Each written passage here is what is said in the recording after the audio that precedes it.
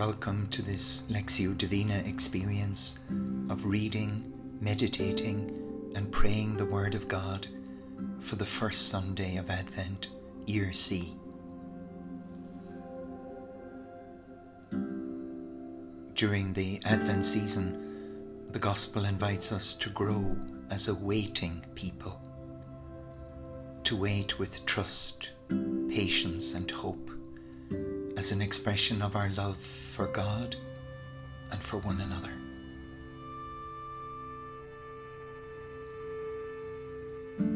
Through the gift of the Word and the power of the Spirit at work in us, our eyes are open to a new seeing of God's living and life-giving presence among us today. And at the same time, we come to see how we're being called to grow as children of the Father and as brothers and sisters to one another.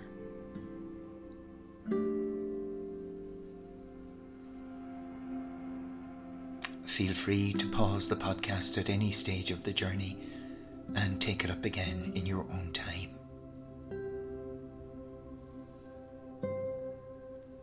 We will take a few moments now to quieten our minds and hearts as we prepare to listen deeply to the gift of God's living Word in today's Gospel.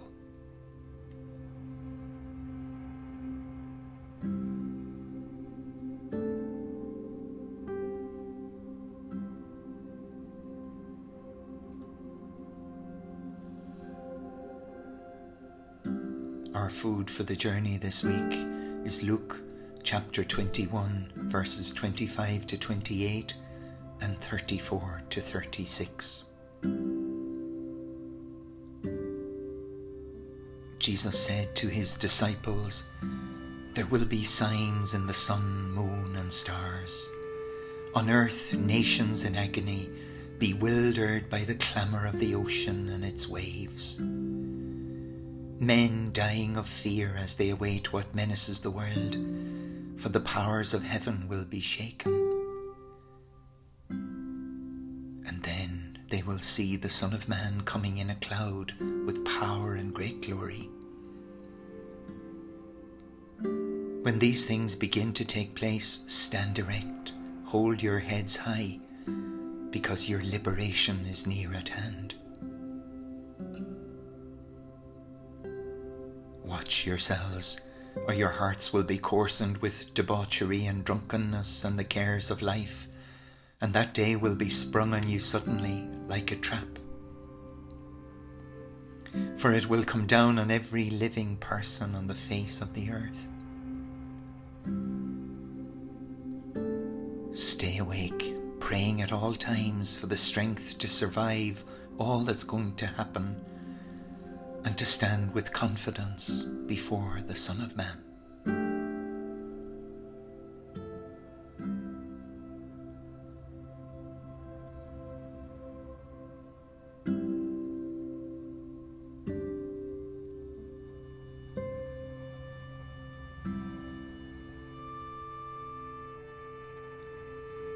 On this first Sunday of Advent, there is a strong focus in the Gospel on waiting for the second coming of Jesus at the end of time. We can enter into this passage in a nourishing and fruitful way by letting it speak to our own mini end of the world experiences, times of crisis in our own private life, in the life of our church, country or world, when we felt it was like the end of the world for us.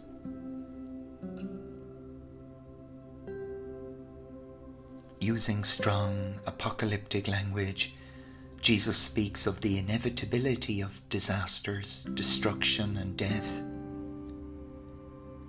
The old certainties and securities in life collapsing all around us, leaving us broken and bewildered.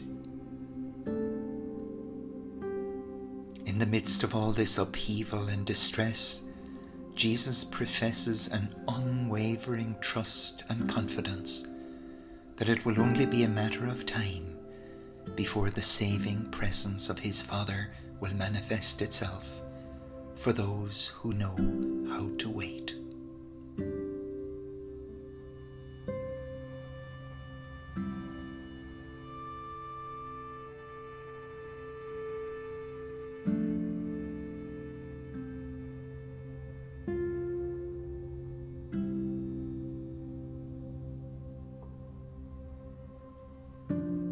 one way of entering into this passage in meditation is to let it remind you of profound experiences of loss, brokenness, adversity, or distress, when it felt like the end of your world as you knew it.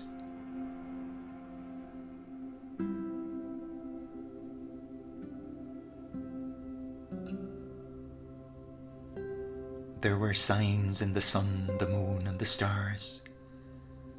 Those old securities in life that you thought you could always rely on, that would always be there for you, were now under threat, or indeed taken away from you.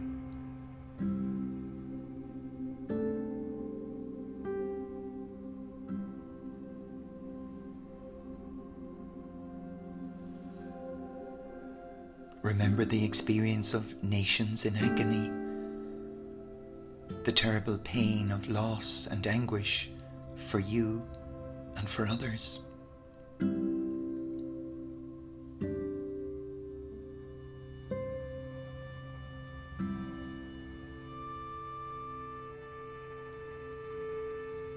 The clamour of the ocean, let it speak to the bewilderment, the dread, the fear that you are going under.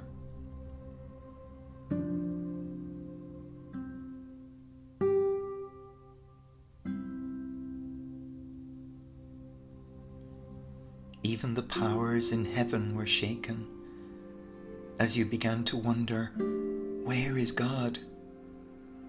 Why is God allowing this to happen? Crying out into the darkness and into the silence.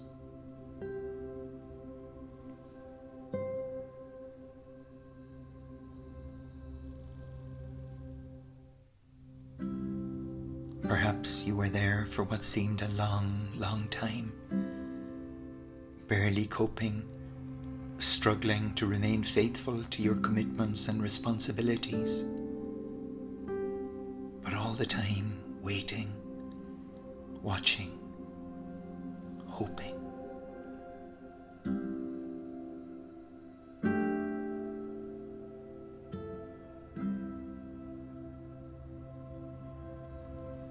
Remember the first signs of the Son of Man coming with power and glory to save you.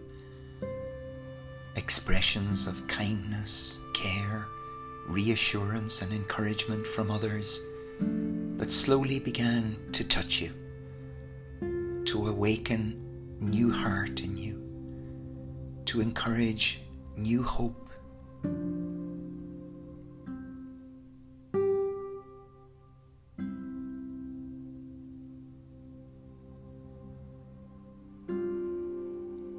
Perhaps the witness too of someone who had once been in that dark place and come through, now standing erect, holding their heads high, nurturing the possibility of liberation for you and the dawn of a new day.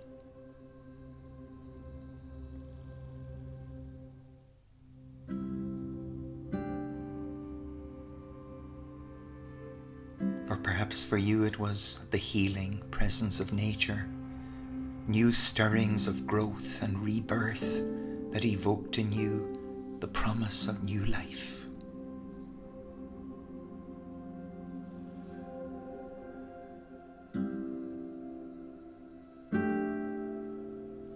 Gradually empowering you with new strength, with renewed trust in God, with a growing conviction of the prospect of new life beyond this terrible period of loss and darkness.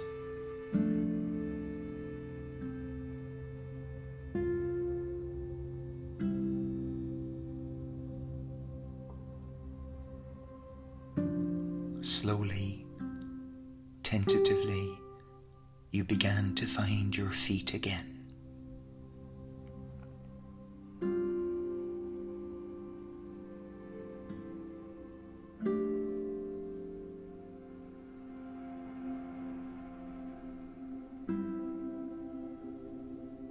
In the coming days, let this meditation This conversation between the passage and life experience, let it continue in the background as you go on your way, as you go about your ordinary, everyday life activities. Keep your eyes and ears open to all that's going on around you and in the wider world. And you may well be surprised to find this gospel passage living again in many new circumstances of private, public, and global life.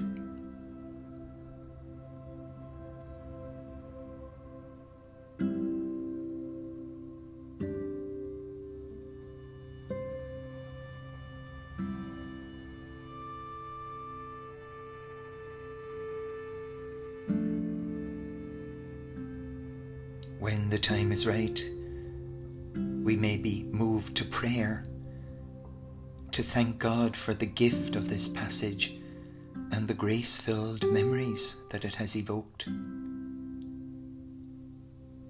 In our own words, and drawing on some words and phrases from the passage itself, we let God know about our own experiences of crisis, of the signs in the sun, moon and stars, of nations in agony, of the powers in heaven shaken, as we struggled to find meaning in it all and to find the strength to keep going. Let the Father know too about the experiences of the Son of Man coming in power and glory to save us. The love, kindness, support and solidarity that got us through and helped us to find our feet again.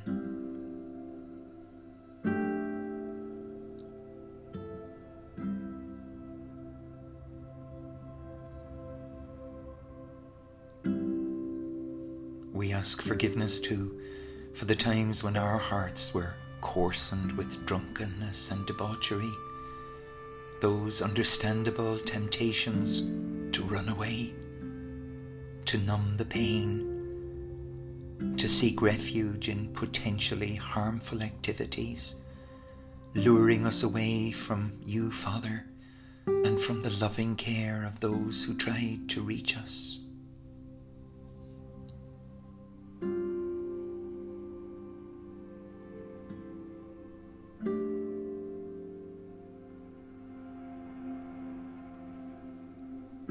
We may also feel to pray a prayer of petition, remembering all those who are going through major crises just now and can't see any way forward.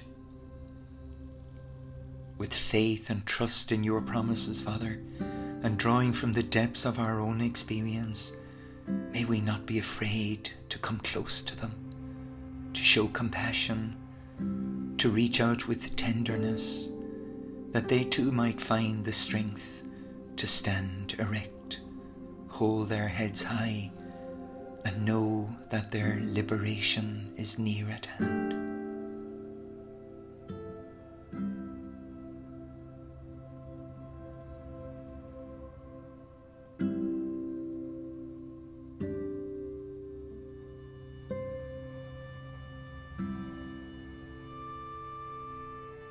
With a trusting heart, let the presence of God our Father now take over and draw us into a deeper prayer of silence and stillness.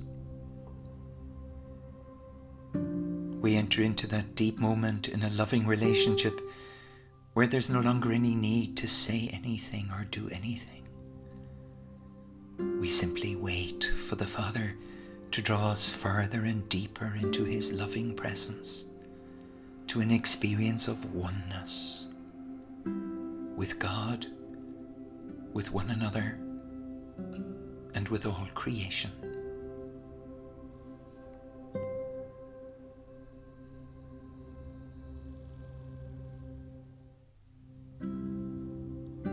In the event of any distractions, perhaps we might choose a word or phrase from the passage. For example, that powerful phrase, "Stay awake," and repeat it in the quiet of our hearts to assist us on this journey into silence. and stillness.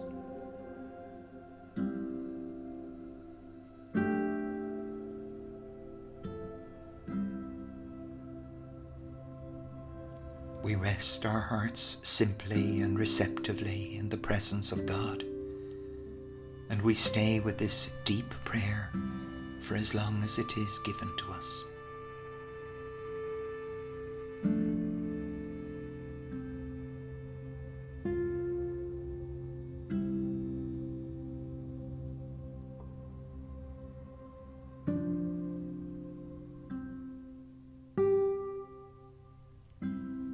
May our recognition of God's presence and liberating work in our mini end-of-the-world experiences bear fruit in us today, as we wait in joyful hope for His coming into our lives and into our world in new and even more beautiful ways.